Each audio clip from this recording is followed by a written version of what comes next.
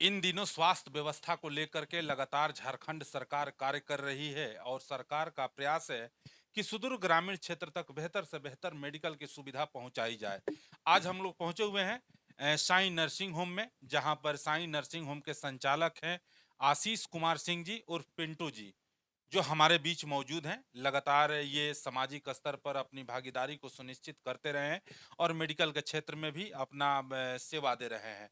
हम लोग इनसे जानने का प्रयास करेंगे कि साईं नर्सिंग होम स्थापना का क्या उद्देश्य है और ये मेडिकल के क्षेत्र में पिंटू जी किस तरह से आए। पिंटू जी, हेलो डॉक्टर कार्यक्रम में आपका बहुत बहुत स्वागत है। आपके कुशल नेतृत्व में साईं नर्सिंग होम का संचालन हो रहा है। इस क्षेत्र में कैसे आगमन हुआ, थोड़ा इसके बारे में बताएं। जी, जी, जी। एक्चुअली क्या था कि एक मेरे परिजन जो थे, कहीं पे ट्रीटमेंट करवा रहे थे पलामू में। और ट्रीटमेंट जब करवा रहे थे तो उनकी स्थिति जो सिस्टम जो बनाया गया था हॉस्पिटल में, जैसे क्या सिस्टम होता है कि पेशेंट अगर सीरियस आ गया, तो ओपीडी होगा, ओपीडी होने के बाद जाँच होगा, ये सिस्टम ठीक है। लेकिन प्रक्रिया ऐसा था कि इतना टाइमिंग उसमें लगता था, केयर नहीं होता था। मेरे ही पेशेंट का बात बता रहे हैं। तो हमको लगा कि ऐसा काम काहे ना करते कि हम भी जो है सो इस लाइन में आते हैं और लोगों को सेवा करते हैं। उसके बाद में मेरे दिमाग में आया कि अब अपना हॉस्पिटल खोलेंगे और लोगों को हम सेवा देंगे। और आज माने उसी हिसाब से हम कर भी रहे हैं और सेवा भी लोगों को दे रहे हैं। क्योंकि कहीं न कहीं आपके परिवार में किसी तरह का मेडिकल से संबंधित समस्या था, लेकिन आप अस्पताल में गए, जिस तरह का ट्रीटमेंट या सेवा उपलब्ध होना चाहिए, नहीं हो पाया, जिसके कारण आपको लगा कि नहीं, मुझे भी इस सेक्टर में आना चाहिए और लोगों का सेवा करना चाहिए। पिंटू जी, आपसे एक चीज़ और हम लोग जानने का प्रयास करेंगे। वर्तमान व्यवस्था में हेल्थ के सेक्टर में देखा जा रहा है कि खासकर ग्रामीण इलाके में लोग अपने हेल्थ को लेकर के बहुत ज़्यादा सजग नहीं रह रहे हैं। कहीं न कहीं जब उनके पास किसी तरह का समस्या होता है तो वो ग्रामीण स्तर पर मेडिकल स्टोर से मेडिसिन लेकर खा लेना या ग्रामीण स्तर पर अपने ग्रामीण चिकित्सक से मेडिसिन लेकर खाना। आप एक हेल्थ के सेक्टर में और आप एक स्वास्थ्य सलाहकार भी हैं हेल्थ के सेक्टर में, साईं हॉस्पिटल का संचालन भी आपके कुशल नेतृत्व में हो रहा है। वैसे लोग जो अपने स्वास्थ्य को लेकर लापरवाह रहते हैं, उनको आप क्या सुझाव देंगे? देखिए, हम तो सुझाव लोगों को हम लोग क्या किए बीच में कि कैंप वगैरह सब जगह जाकर के करते हैं और लोगों को बताते भी हैं कि आप अगर आपके साथ प्रॉब्लम है, तबीयत खराब है किसी भी तरह का, तो बिना डॉक्टर से पूछे आप दवा मत लीजिए। लेकिन क्या होता क्या है, गांव के लोग देहात में बहुत दूर दूर के लोग रहते हैं, उनको डॉक्टर के पास जाने में इतना लंबा टाइम पड़ जाता है जिसकी वजह से मजबूरी में मेडिकल पे वो दवा ले लेते हैं।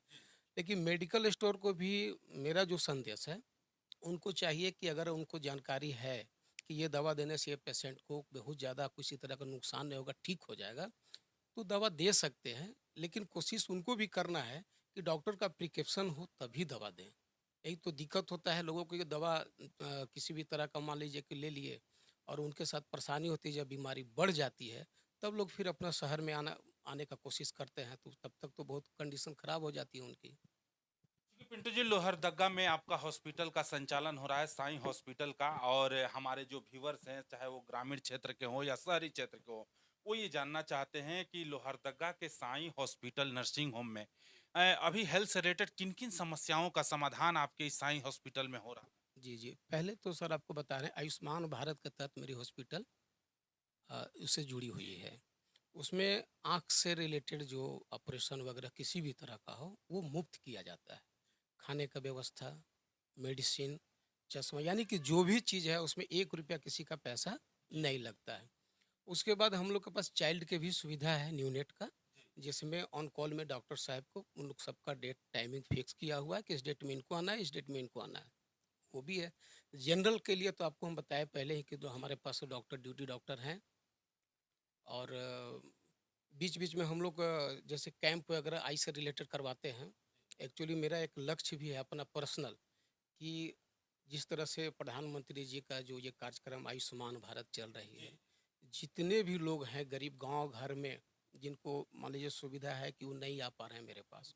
सुविधा बना हुआ है लेकिन आ नहीं पा रहे हैं।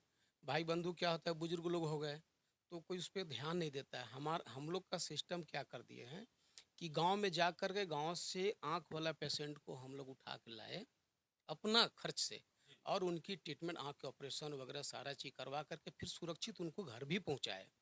तो बहुत लोग को हम देखे हैं आँख की वजह से, जैसे मोतियाबिंद हो गया, वो ट्रीटमेंट नहीं करा रहे हैं और उनको कोई बता भी नहीं पा रहा है कि वहाँ पे जाइए या कहीं पे माने जाके करवाने के लिए।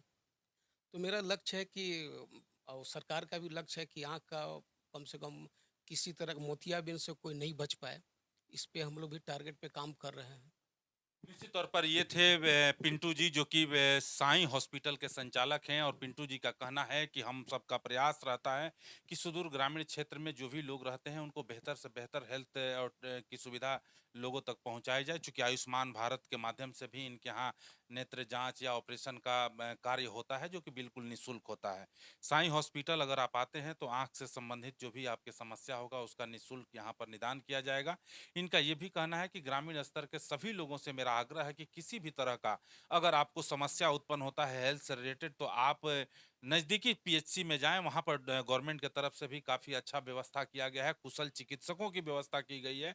और अगर वहां पर किसी तरह का समस्या का समाधान नहीं हो पा रहा है तो आप यहाँ जिला में आएंगे तो साईं हॉस्पिटल में भी काफ़ी अच्छे कुशल चिकित्सक साईं हॉस्पिटल में उपलब्ध हैं। यहाँ पर आपको विशेष स्वास्थ्य लाभ दिया जाएगा। इन्हीं सारे चीज़ों के साथ मैं दीन